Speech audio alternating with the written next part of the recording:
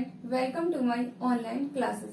हम BSc part second year में partial differential equation पढ़ रहे थे। उसमें हमने पार्ट थर्ड तक कंप्लीट आउट कर लिया था। आज हम पार्ट नंबर फोर्थ में देखेंगे किसी भी लाग्रांज मेथड के द्वारा किसी भी पीडी को कैसे सॉल्व करते हैं, मतलब partial differential equation of order 1 को कैसे सॉल्व आउट करेंगे। तो देखो कैसे करेंगे। सबसे पहले प्रोसीजर लिख लेते हैं। क्या प्रोसीजर रहेगा? तो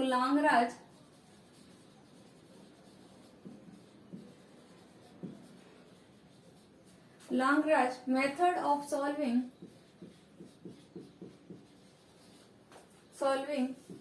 the linear partial differential equation of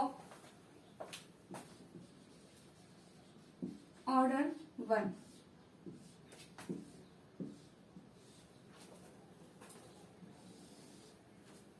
अगर आपको linear partial differential equation given है और उसको लाग्रांज मेथड से सॉल्व आउट करना हो तो क्या क्या स्टेप रहेंगे, सबसे पहले हम राइट डाउन कर लेते हैं, इसके बाद में इसको समझते हैं। तो फर्स्ट जो स्टेप रहेगा, हमारी जो स्टैंडर्ड फॉर्म होती है लाग्रांज मेथड की pp plus qq equals to r, तो उस इक्वेशन से जो गिवन इक्वेशन होगी उसको हम क्या करेंगे, सबसे पहले कंपेयर करेंगे। तो लिख लो इसमें फर्स्ट में right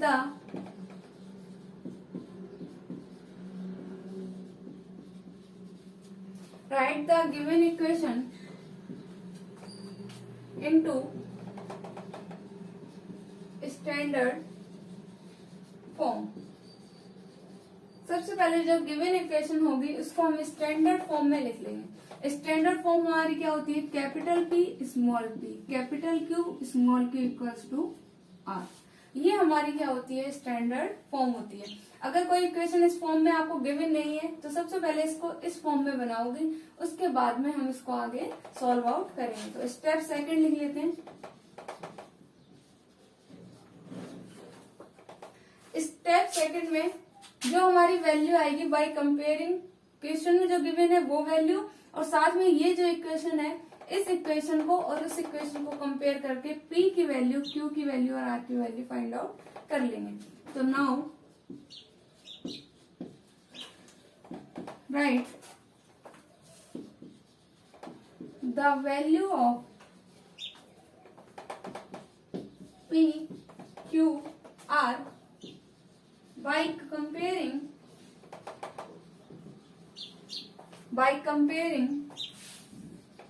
the given equation by its standard form।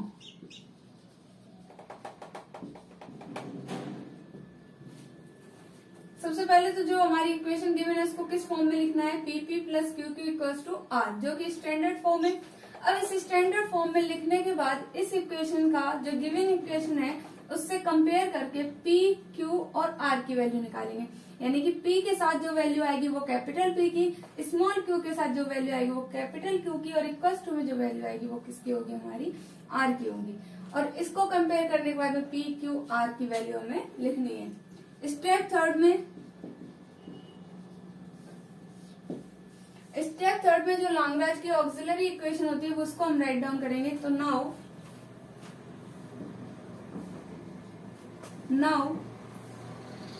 write the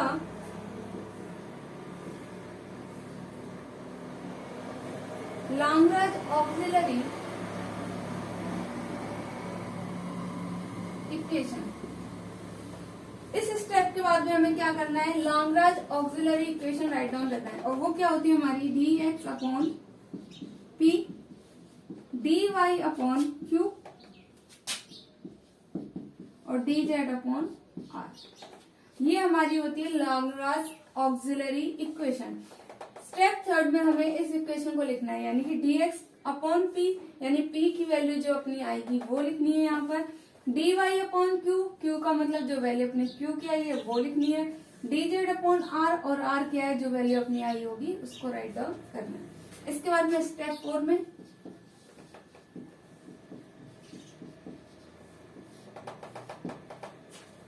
4 में now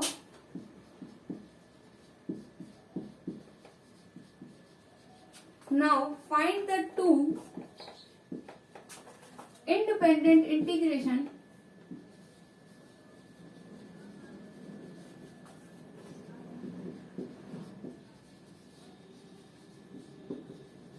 independent integration u equals to a and v equals to b of auxiliary equation. अब क्या करेंगे हम, इंडिपेंडेंट इंटीग्रेशन फाइंड आउट करेंगे। कैसे फाइंड आउट करेंगे, सबसे पहले स्टार्टिंग की टू टर्म्स ले लो, उनको सॉल्व आउट कर लो, लास्ट वाली टू टर्म्स ले लो, उसको सॉल्व आउट कर लो, या तीनों के एडिशन से फाइंड आउट कर लो, या दोनों के डिफरेंस से फाइंड आउट कर लो। जो क्वेश्चन में अकॉर्डिंग जो वैल्यू गिवन होगी उसके अकॉर्डिंग हम कोई से भी क्या कर सकते हैं, दो इंडिपेंडेंट इंटीग्रेशन फाइंड आउट कर सकते हैं। और स्टेप फिफ्थ में हमको क्या करना है,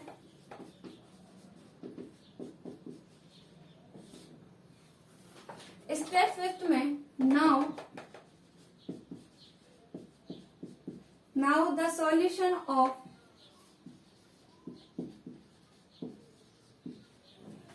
solution of given equation F U V equals to 0।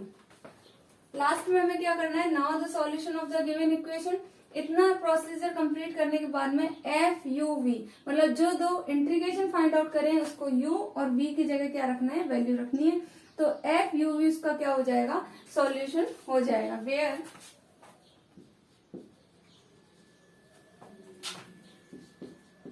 F is arbitrary function, where F is arbitrary function. तो एफ यू भी हमारा क्या हो जाएगा, सॉल्यूशन हो जाएगा। तो लैग्रेंज मेथड कैसे सॉल्व करेंगे, सबसे पहले तो क्या करना है, स्टैंडर्ड फॉर्म जो हमारी होगी क्वेश्चन में, जो भी इक्वेशन गिवन है उसको स्टैंडर्ड फॉर्म में लिखना है। स्टैंडर्ड फॉर्म में लिखने के बाद में इस इक्वेशन से कंपेयर करना है। इस इक्वेशन में जो p की वैल्यू होगी वो लिखनी है, q की वैल्यू जो होगी वो लिखनी है, और r की वैल्यू होगी फिर वो लिखनी है। फिर क्या करेंगे, लैग्रेंज ऑक्सिलरी जो इक्वेशन है dx upon p, dy upon q और dz अपॉन r, तो जो अपनी p की वैल्यू आई हो, q की आई हो, r की आई हो, तीनों वैल्यू को लिखना है। स्टेप फोर्थ में क्या करेंगे, अब कोई भी दो टर्म लेकर के उन दोनों का क्या करेंगे, इंटीग्रेशन करेंगे। ऐसे हमें दो इंडिपेंडेंट इंटीग्रेशन फाइंड आउट करने हैं, जिसको u equals to a, y equals to b of auxiliary equation. Auxiliary equation मतलब इन दोनों, ये जो इक्वल में दिख रही है ना, इनकी कोई भी टर्म लेकर इसको सॉल्व आउट करना है।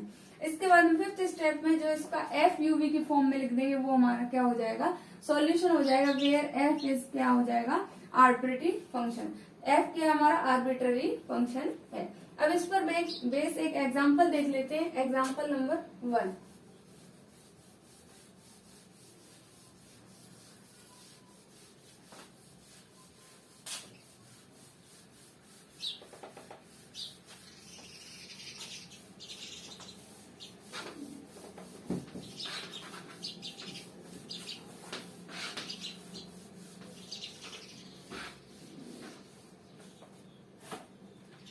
Example number 1,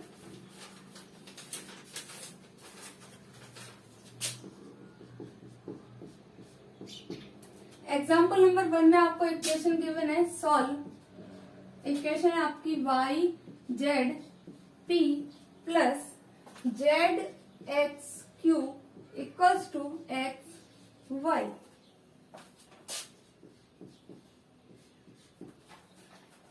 PP plus Q Q equals to R हमारी क्या होती है, स्टैंडर्ड फॉर्म होती है। उससे कंपेयर करके हम किसकी वैल्यू निकालेंगे, पी क्यू और आर की। तो now comparing the given equation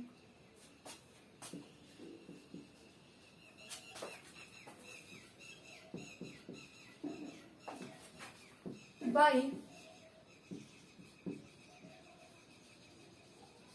standard form, ये वाली इक्वेशन का कंपैरिजन हमें किससे करना है, स्टैंडर्ड फॉर्म से। और आपकी स्टैंडर्ड फॉर्म क्या होती है, standard form capital P small p capital Q small q equals to R। ये हमारी क्या होती है, स्टैंडर्ड फॉर्म होती है। अब इस इक्वेशन का इस इक्वेशन के साथ कंपेयर करना है। इसका मतलब स्मॉल p के साथ जो वैल्यू होगी वो किसकी होगी, कैपिटल P की। स्मॉल q के साथ जो वैल्यू होगी वो किसकी होगी, कैपिटल Q की। तो स्मॉल q के साथ वाली वैल्यू कौन सी है, ये, यानी ये q की वैल्यू। इक्वल्स टू में जो वैल्यू है वो किसकी है, आर की है, ये वैल्यू आ गई। तो कंपेयर करने पर पी की वैल्यू आपकी क्या आ जाती है, P equals to Y Z, Q equals to Q के साथ वाली वैल्यू जेड एक्स, और आर की वैल्यू क्या आ जाती है, एक्स। फर्स्ट स्टेप हमारा यही था कि स्टैंडर्ड इक्वेशन में लिखना है और उसके बाद में कंपेयर करके पी क्यू और वाई की वैल्यू हमें फाइंड आउट करनी है। अब इसके बाद में Lagrange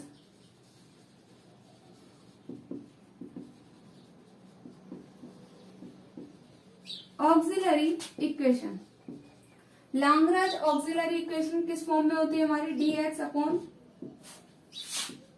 P D Y upon Q और डी जेड अपॉन आर, इस फॉर्म में होती है लाग्रांज ऑक्सिलरी इक्वेशन। अब यहाँ पर p की वैल्यू, q की वैल्यू और r की वैल्यू पुट करनी है, तो ये किस फॉर्म में आ जाएगी, dx अपॉन p की वैल्यू कितनी, y जेड, इसकी वैल्यू पुट करो तो dy अपॉन क्या आ जाएगा, zx, dz अपॉन r की वैल्यू क्या आ जाएगी, x वाई।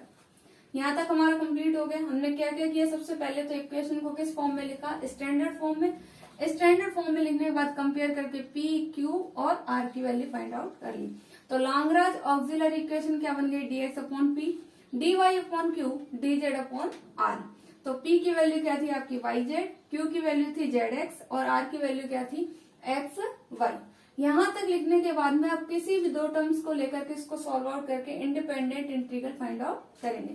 तो now by two first term,